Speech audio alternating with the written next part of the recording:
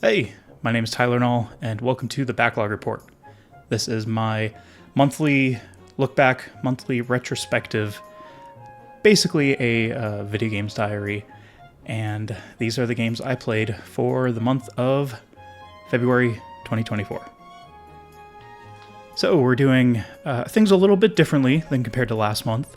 Last month I kind of did it in an order that at the time I thought was pretty cool, but I want to mix it up a bit now. So right now we are looking at the backlog. So these are the 25 games that I want to finish across the year of 2024. So there's some big ones, there's some small ones. My theme for this year was I was wanting to play more RPGs.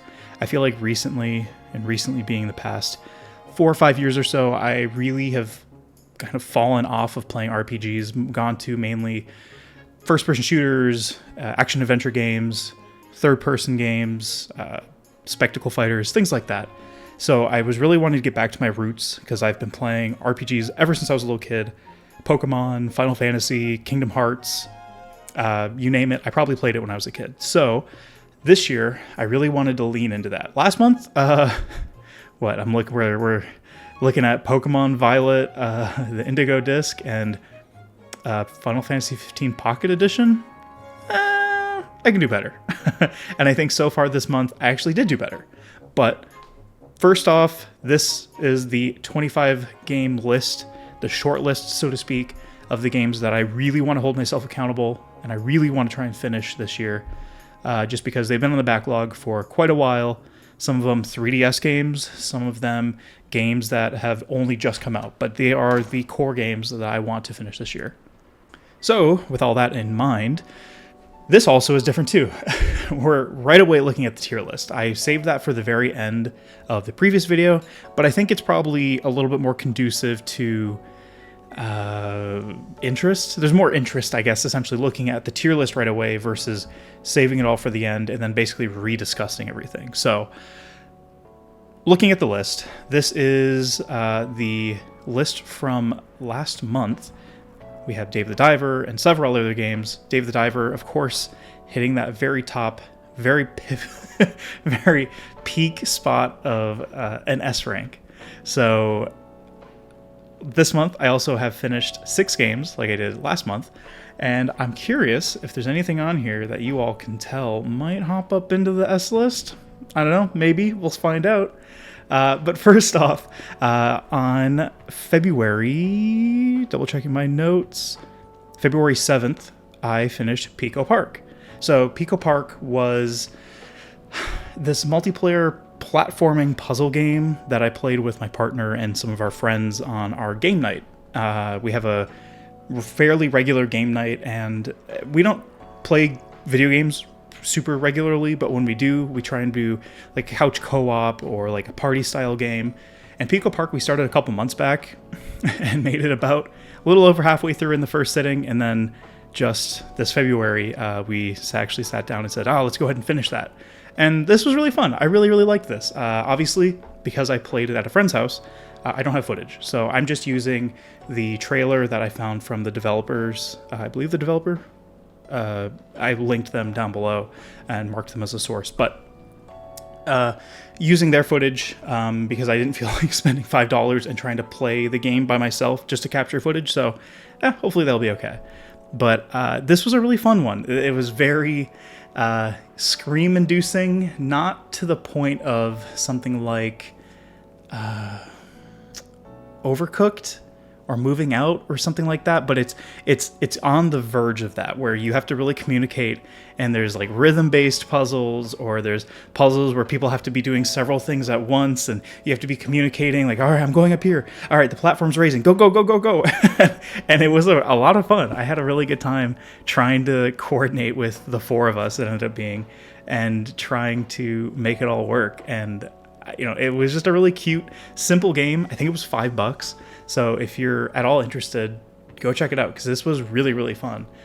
And in the greater sense of the tier list, it was really fun, but it's not like the peak like multiplayer game couch co-op to me.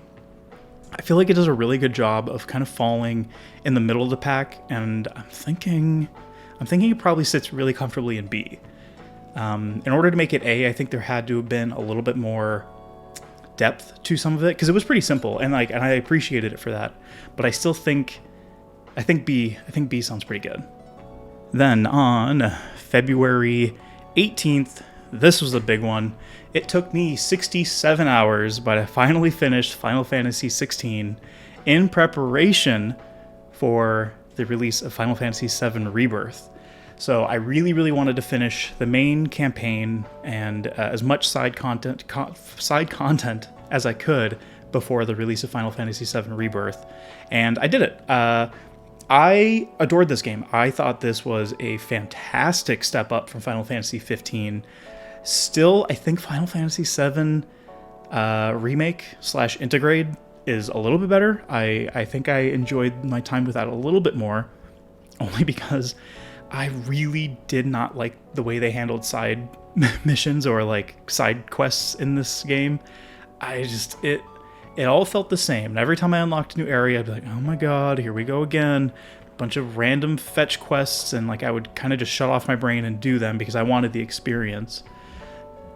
But not holding that against it, I think it was really, really good. I so far, I think it probably is the best game I've played this year. Now, obviously, with that in mind, it would jump immediately up to S rank, and it will comfortably sit there. And I have no complaints about it sitting there. But I do want to express how much I did not like the side content. I just thought it was very boring. Some people say, oh, it's really fun to get to know the characters. And it's like, yeah, sure. Yeah, there were a few characters that you got to meet. You got to know a little bit better over the course of that. And that's fine. But like, I just think getting to those points, they could have made it far more interesting. But the last thing I do want to say, the combat is so satisfying. The boss fights, so satisfying. I don't think I've fought a boss, and I'm not going to get into spoilers, but I don't think I've fought an endgame boss before where my mouth is just open the whole time. Like, this is unbelievable. This was truly, truly a spectacle, and it really does show that the people behind Devil May Cry really, really were involved with this, because that was actually something else. Then, the next day, on February 19th, I had the displeasure of playing through Silent Hill, The Short Message. I like the Silent Hill games. I've never played the original 4, I guess if you include The Room. But I watched my dad play Silent Hill 2 when I was a kid. Great fun. Buried my head in a pillow the whole time. And then I played some of the other sequels, Homecoming, Downpour. I played those with him as I got a little bit older. I think in high school is around the time he started playing those. So I have a distant love relationship with the series. I've seen some of the movies, but I'm not really invested. And I know there's some fans that when they played this, they were into it and they thought it was really fun. I don't get it. I really, really didn't like it. I know the premise of Silent Hill often is your own hell, and that's cool and all, but I don't know, there's something about just the idea that this game, I don't know, dealt with topics that I don't think it handled well, and people may argue that, but I don't know. I don't want to get into those topics too much, just because it's beyond the scope of this, I think. But I don't think I enjoyed the story, and I don't think I enjoyed the twists. I will give it something. I did like the inclusion of the live action. I thought that was really cool. Weird when you played it in English and it was dubbed over, because it was clearly a Japanese actress speaking, but then it was dubbed over in English, so it was like you were watching an old Godzilla flick. That aside, that's on me for not playing in Japanese, I guess. That aside, that was a really cool aspect of it. I did like that. I didn't like, outside of the story, I didn't like that the major action segments, so to speak, was just walking through a maze. and getting chased. And I don't know, I bounced off that immediately. I died a couple times. The end of the game was a awful, horrendous slog, and I just could not stand this game. Maybe it's an unpopular opinion, but I really, really bounced off this. And that's why, unfortunately, Silent Hill, this short message, is our first skull of the year. Yeah, I hate to see it. And then very quickly again after that, on February 20th, I played something far more enjoyable. This was a game called Pilgrims from Aminata Design. I always get their name wrong. I probably always say it wrong every single time I say it, but I adore this developer. They were the smart folks behind Machinarium, Botanicula, Samarost 1, 2, and 3. A bunch of these point-and-click adventure games that I played on this channel a ton. Probably like 10 years ago now. I played these games a bunch. I played them on live streams. I played the PS3 version. I played the PC version. I really adore this developer. And with this game, they did something really cool where they released it on the Switch. And I think the gameplay I'm showing right now was if you played it in handheld mode.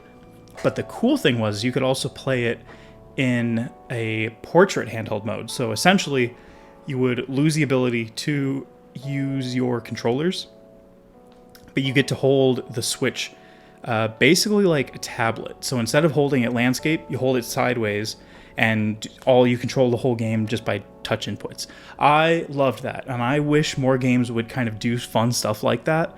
And the fact that this really cute, I don't know if I call it point and click, but it was verging on point and click. It was a very simple point and click adventure game. The fact that it did something really cool like that, I absolutely loved. So the footage you're seeing now was captured in handheld mode, and this was after I'd already played the game through with just like the portrait touchscreen version of it. But I loved it. All the characters are really fun. They do their classic art style, really wacky, weird dudes. You're meeting characters. You're running into funny situations. It's truly a really cute and just super happy kind of game. My only downside was it was really short. I wish it was longer. I really wish that I was able to spend a little bit more time with these characters. It was only an hour, I think, about an hour or so. But at the end of the day, I still enjoyed it, and it has no other place than being at the A tier along with these other 3 games.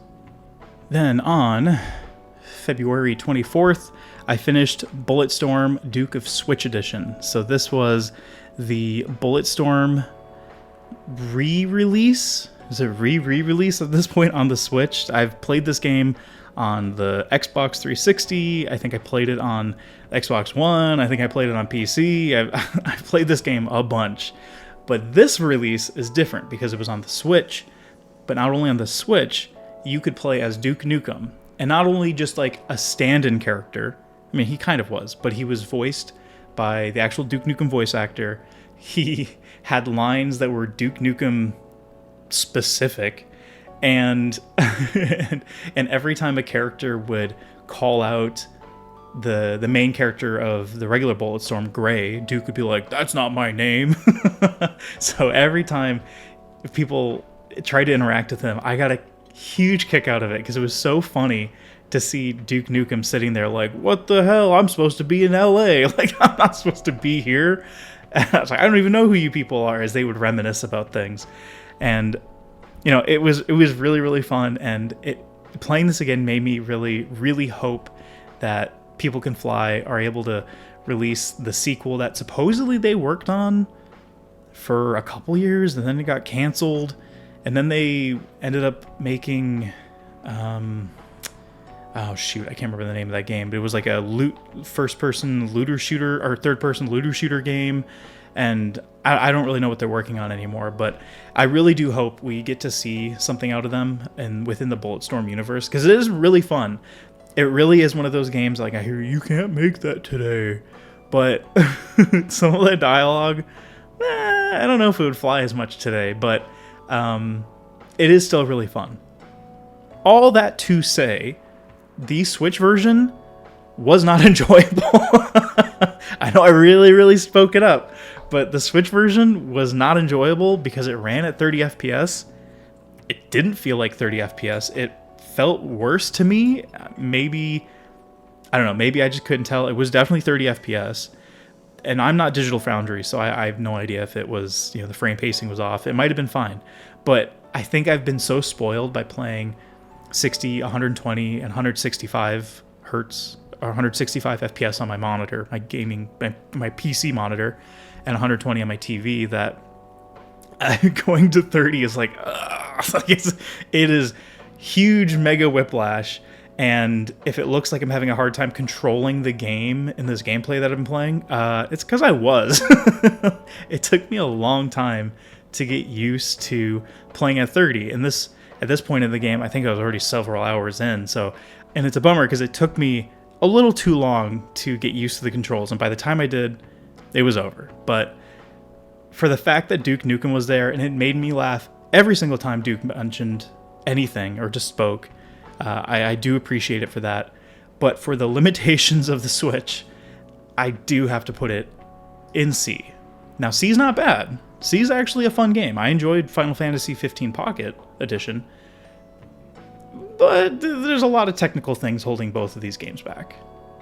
And finally, on February 27th, I finished Granblue Fantasy Relink. So I don't know anything about the Granblue games. All I know is that this game looked really cool when they showed it off a couple years ago, and I was like, oh, I like that art style. Oh, I want to play that. Oh, I like that combat. Oh, this world seems cool. I was really into it. I was like, sold. I want to get into it. I want to see what this is about. And of course, before the game came out, I was looking into the first game, which was, I believe, a gacha game on PC and mobile. I believe, and it's a turn-based game, if I'm not mistaken. I don't know if it's turn-based strategy or if it's like just turn-based combat. I don't know. I didn't really look that much into it because as soon as I saw it was mobile PC gacha, I went out. Immediately not interested. I'm just not a gacha person. I've tried some of the Hoyo games. Hoyo, is that how you say it? The Genshin Impact developer. MiHoYo? I don't remember the name of them. I've tried that and just, bounced off. Not my thing. And that's okay. Everyone has their kind of games, but gacha games like that, not really mine. But Granblue Fantasy Relink, I went into with pretty high expectations because I've been hearing good things up to the point of me getting into it. I'd purchased it a while ago, and it's been sitting on my account, and I was like, all right, here we go. We're going to play this. Oh. Okay, well, it's fine. I was kind of disappointed. I was really bummed. I thought it would be greater. I thought it would be bigger than everything I'd seen. I do got to give the game credit. The boss fights were really fun. I did really like the there's one in particular, no spoilers. There was one where you fight a dude in the desert. That fight was really fun. I really enjoyed that moment. And then the boss fight at the end was really fun. But I don't know. I think, and maybe it was a case I went into it with too high expectations and I should have tempered them, because I think going into Final Fantasy XVI, I'd heard so many people go, oh, it's fine. Oh, it's not that great. And by the time I got around to playing it, I was like, oh, this is actually pretty good. And then the exact opposite happened with Granblue, where I was like, man, like, it's fine. The combat was fun, I will admit. Final Fantasy XVI did it better, but it was fun, and I enjoyed it. The Monster Hunter, like, side quest content you could do, Monster Hunter style, it was fine. I mean, you could fight these boss characters again and again, and get materials, and upgrade your weapons, and get new weapons, but I don't know, I think Monster Hunter does that loop better, so I kind of bounced off that, and I did them just as a way to grind for levels for endgame, or not endgame, but like towards the end game. Side quests from NPCs, non-existent. You basically run up to a dialogue box, and it spits out a dialogue at you and says, hey, go get 10 horns. And I'm like, all right, cool. And it gives you a little explanation why, and then you return the horns to the character, and they say, thanks, XP. So, I don't know. There's aspects of it that I couldn't stand. The voice acting was good. Like I said, the voice acting was good. Combat was good. The game was really pretty. The music was great. But there was just like that base gameplay loop I just bounced off of, and it sucks, and it's okay. Not every game is made for you, and I totally understand that. But it was still a bummer. But all that to say, like, I did enjoy my time with it. I've been poo-pooing it a lot, but I did enjoy my time with these characters and getting to know these characters and learning their struggles. It was really fun, and it was really satisfying, and I really do hope they do another one within this action RPG third-person route, only because I do want to see this evolve. I want to see this get to the point of me being like, oh, S tier, Final Fantasy XVI, favorite thing of the year so far. But with the way it is right now, because I did enjoy it, and it was fun all the way through, but there's like a few nitpicks that I just couldn't see myself getting over. I can't put it any higher than a B. So there we have it. That is the updated tier list, and that is the placement of the next handful of games I finished for February. So that is 12 games so far this year. Crazy amount. And I guess I could say next month for March, I don't know if I'll have as many, only because Final Fantasy VII Rebirth will be taking up most of my time. I probably have a few shorter games I want to play, intermixed with playing through Final Fantasy VII, but I'll give you a heads up. It's probably going to be dominated by Final Fantasy VII. So anyway, what do you think of my list? What do you think of the games I played this month? Have you played any fun games? Let me know in the comments down below. And as always, I want to thank you all for watching. I've been Tyler Null, and this has been my video game backlog.